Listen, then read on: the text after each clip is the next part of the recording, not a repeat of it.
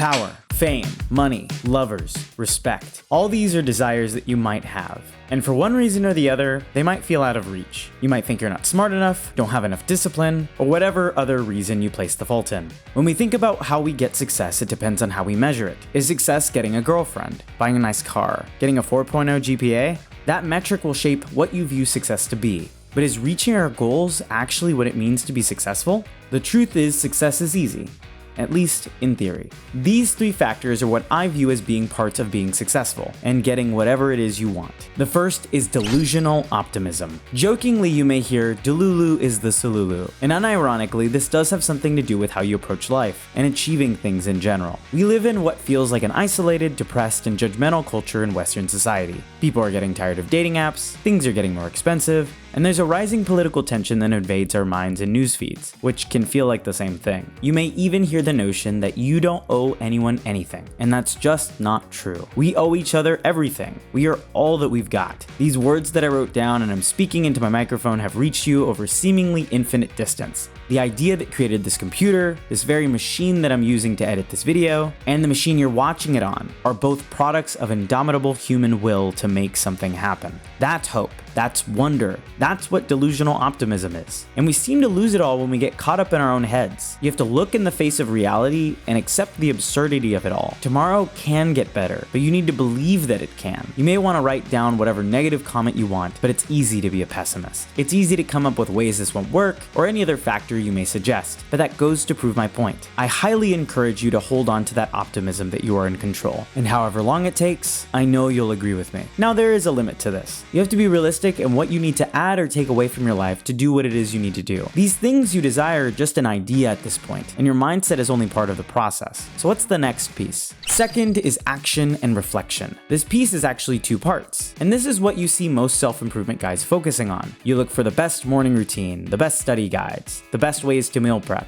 And not to bash those creators or their audiences, but those guides are better treated as supplements to enhance what you're striving for. We think to ourselves, if I just do this or that just like they did, I'll get what I want. But these guides are sharing others' experiences and you need to interpret what you can take away from it. It's not all going to line up one-to-one with what you want. You have to make it work within your own life. Certain guides are just not applicable in the same way. Explaining how to tie a tie is very different than a guide telling you how to flirt properly. It's times like that where we treat these lessons as a manual or doctrine telling us how to live, but they're footnotes in the actual experience. The truth is, you can read all you want or watch however many videos, just like this one, of how to be successful or likable or charismatic, but you have to do it. You are the one who has to take action. Take the first step to do what you want. Do you want to run a marathon? Hit the trail. Do you want to write a book? Pick up the pen. Do you want to be well liked? You can watch this video. You may notice as you work on these things that you should take the time to reflect on what is going well about them. Think about your actions once you've actually taken them. Journaling is a helpful way to go about this. This exercise worked well for me. What makes you think that? I felt bad about that conversation. What happened during it? Doing this new hobby is really fun. Why do you think so? The purpose is not to overthink your life, but it's to understand what there is to be grateful about it and how you can take the next step to what you want.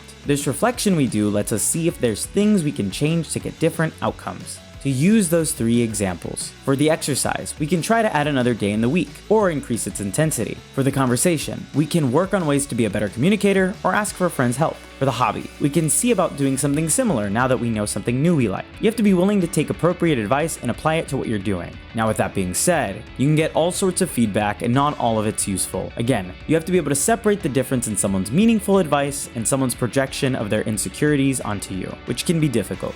The reason I try not to use the phrase, just be yourself, is that it's inactionable. There's nothing I can take from that to make a change in what I'm doing. This advice is a thought-terminating cliche. It's essentially a phrase that ends a thought and stops whatever discussion that might arise. If someone does ask you for help, and you do find yourself with nothing to say, you have to meet them where they are. Ask what it is they need. Do they just want to vent about their problems and aren't looking for a solution? Are they looking for a specific idea that you can provide? The reason advice is so poorly given is that people aren't always using the same framework, or are at the same stage of development. If you've done all the work on your self-acceptance and working on your goals, of course you'll view being yourself as something that works, because you're the you that you want to be, or are closer to it. If you want to help someone, again, you need to meet them where they are. And in the end, you need to act. That will require you to develop your grit. You need to repeat this process of action and reflection through perseverance. It's about having a consistent effort over time, in small amounts. This is the annoying part to developing a skill or building a habit. You're going to suck. You're going to miss a day.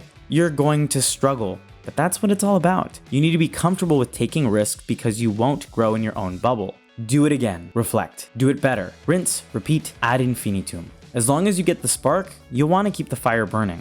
And before moving on, therapy and mentorship help a lot. We're not shown many skills to deal with the woes of modern life, and it's useful to have people who've walked the same path to guide you on your journey. The third is luck. We haven't brought up just how much the role luck plays in your success. It's true that if we start with more resources, we'll have more opportunities and chances to succeed. You might be familiar with the Pareto principle that tells us that there are many causes to observable outcomes, but it's likely that 80% of it comes from a small set of causes. Many view luck as the 80%. Whether you have good genetics, a wealthy family, or are adept at a skill from a young age, there seems to be a stigma against people who got it easy, so to speak. But there's no sense in us comparing ourselves to others in this way. We'll start losing sight of what makes us capable. Comparison is the thief of joy, after all. Many missed opportunities are the misinterpretation of what is required to pursue them. If you think you're too unqualified, you won't go for that job. If you think you're too unattractive, you won't try to talk to someone. It's a self-fulfilling prophecy. This inaction isn't laziness, it's a misreading of the cards in your hand. And don't get me wrong, you can and will probably fail when it comes to going for some opportunities, but why not take the risk? Because you'll never know if you don't do it. This feeling is more like an unwillingness to act cultivated by your environment. You're choosing to view your luck poorly. How are you to know what will happen when you act if you don't actually do it? You might not be able to control when lucky opportunities come your way, but you can get better at seeing and being appreciative of what you already have. Because when you push yourself through the process, you're bound to see others who have also started on the path. Meeting them can be lucky. If this video resonated with you, that's lucky. It's really more a matter of framing than trying to control fate. The harsh truth is that someone can make the worst decisions and still end up in a good position because of random luck.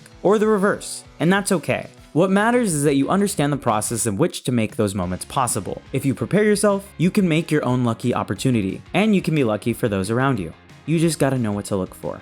Success is not where we end up, it's how we get there. Those things that got in our way weren't the roadblocks. They're part of the road itself. So when we have the delusional optimism to believe things can change, this coupled with consistent action and reflection, we can take advantage and seize the luck that life gives us. So let me know what you think of these 3 parts to success. If you liked the video, please leave a like and subscribe. And as always, thanks for watching.